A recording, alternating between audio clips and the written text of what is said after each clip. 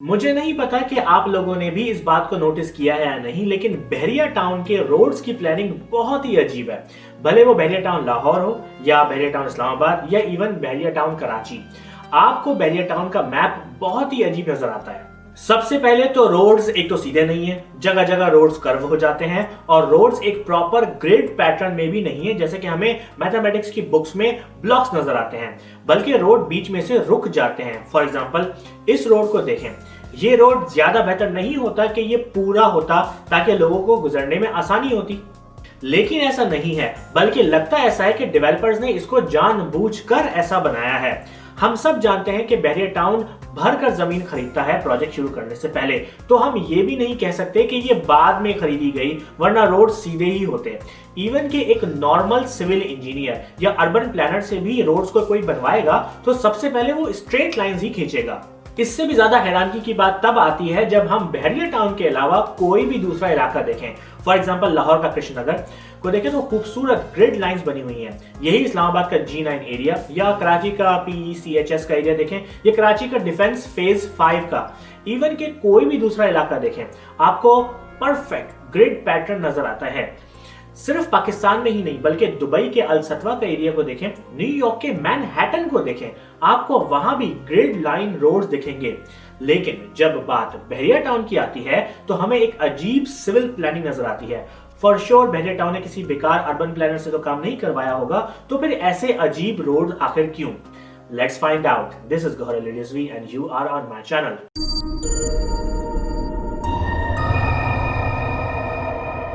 सबसे पहले तो मैं ये क्लियर कर दूं कि ये वीडियो बिल्कुल भी स्पॉन्सर्ड नहीं है और ना ही मेरा कोई बहरिया टाउन से ताल्लुक है। और तो और ये अजीब रोड सिर्फ बहरिया टाउन ही यूज नहीं कर रहा, बल्कि इमार का प्रोजेक्ट कैनियन व्यूज देखें जो कि इस्लामाबाद में है, मैप देखें अजीब, यही DHA की सरीन सिटी में भी देखें, अजीब सी ही प्लानिंग हो रही है।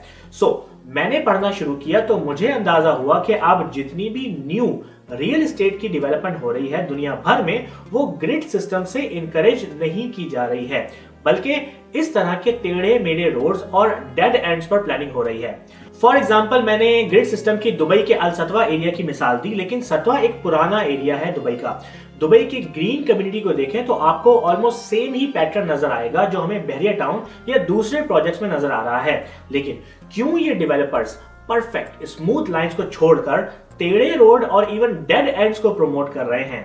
ग्रिड पैटर्न्स सैकड़ों सालों से इस्तेमाल हो रहे हैं, लेकिन ये इतने पुराने हैं कि जब सफर मेनली पैदल या घोड़े गाड़ी या गधा गाड़ी से किया जाता था या ट्राम से होता था पूरी दुनिया में, और रियल एस्टेट डेवलपर्स के लिए ये जरूरी था कि कोई भी प्रोजेक्ट लॉन्च करें तो ऐसा होना चाहिए कि वहां पर ट्राम की लाइंस बिछाई जा सके और ट्राम के स्टॉप्स तक पहुंचना आसान हो। लेकिन फिर 19वीं सदी की शुरुआत में ऑटोमोबाइल बूम आना शुरू हुआ और लोगों ने कार्स का इस्तेमाल करना शुरू किया। इससे हुआ ये कि डेवलपर्स ने अपने पैसे बचाने के लिए ऐसे डिजाइन बनाना शुरू किए जो कि ट्राम के स्टॉप से थोड़े दूर भी हो सकते थे, लेकिन कार फ्रेंडली थे। फिर 1930 में ग्रेट डिप्रेशन आया। मैं इसकी डिटेल में नहीं जाऊंगा कि ग्रेट डिप्रेशन क्या था, लेकिन मैं क्विकली ये बता देता हूं कि दुनिया भर की स्टॉक मार्केट्स बुरे तरीके से गिर गई, करोड़ों लोग बेरोजगार हो गए, दुनिया भर के बिजनेस ठप हो गए। कि तबाही थी ग्रेट डिप्रेशन दुनिया भर के लिए। जिससे हुआ मेनली ये कि जब जब कोई रियल एस्टेट डेवलपर अपना न्यू प्रोजेक्ट शुरू करने के लिए बैंक से लोन मांगने जाता था तो बैंक उसे मना कर देता था, क्योंकि मुसलसल लोन डिफॉल्ट हो रहे थे, जिसकी वजह से अमेरिका में एक फेडरल हाउसिंग एडमिनिस्ट्रेशन का इदारा वजूद में आया।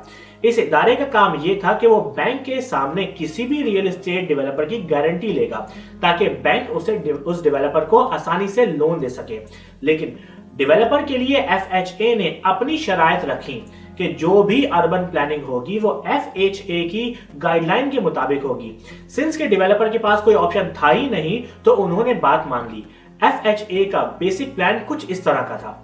FHA चाहता था कि किसी भी पीस ऑफ लैंड को इस तरह से डिजाइन किया जाए कि उसके बीचों बीच एक इंपॉर्टेंट जगह हो, जैसे कि कोई स्कूल, जितनी भी फास्ट लेन या बिजी रोड्स हो वो साइड्स पर हो और कोई रोड सीधा दूसरे बड़े रोड से ना मिले।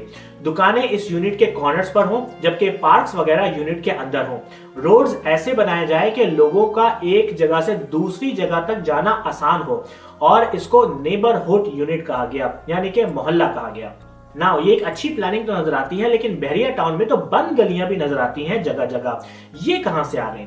1940 तक कुछ डेवलपर्स चाहते थे कि कुछ ऐसे प्रोजेक्ट्स लॉन्च किए जाएं जहां शोर शराबा ज्यादा ना हो, तो उन्होंने गलियों में बंद गलियां शामिल करना शुरू कर दी। लेकिन बात सिर्फ शोर शराबे तक ही महदूद नहीं थी। बंद गलियों में कम बिल्डिंग मटेरियल इस्तेमाल होता था, और सिंस के अब गली सिर्फ यहाँ के रिहायशियों के लिए ही थी और ट्रैफिक का गुजर कम होना था, तो वो डेवलपर्स उन गलियों को पतला भी बना सकते थे, जिससे डेवलपर को और ज्यादा पैसा बचता था।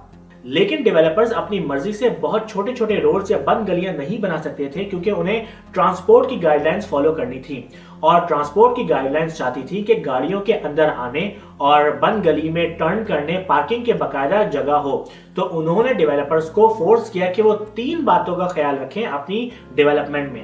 नंबर 1, मोहल्ला डिजाइन करते वक्त थ्रू ट्रैफिक ना जाने दें, बल्कि कर्वी रोड्स बनाएं ताकि कार्स की स्पीड स्लो करनी पड़े उन रोड्स पर चलाने के लिए। नंबर 2, टी जंक्शंस का इस्तेमाल किया जाए, ना कि स्ट्रेट रोड्स का, ताकि रोड एक्सीडेंट कम हो, क्योंकि स्टडी से पता लगा कि टी जंक्शंस की वजह से 8 गुना, यस 8 टाइम्स एक्सीडेंट कम होते थे। नंबर 3, लूप्स एंड बंद गलियां बनाई जाएं ताकि सिर्फ वही लोग रोड्स को इस्तेमाल करें जिनको इस्तेमाल करना चाहिए है, और यही हमें बहरिया टाउन कराची, इस्लामाबाद, लाहौर में नजर आता है। हाउएवर, अगर आप बहरिया टाउन लाहौर का सबसे पुराना प्रोजेक्ट देखें तो उसमें आपको टी जंक्शन तो नजर आएंगे, लेकिन बंद गलियां नजर नहीं आएंगी, जो कि बाद के प्रोजेक्ट्स में शामिल की गई, क्योंकि बहरिया टाउन चाहता है कि वो अपने रहने वाले रिहायशियों को एक शोर शराबे से दूर एक प्राइवेसी मुहैया करे, और रिहायशियों की गलियों में कोई ऐरा गैरा या दूसरे मोहल्ले के लोग ना फिर रहे हों।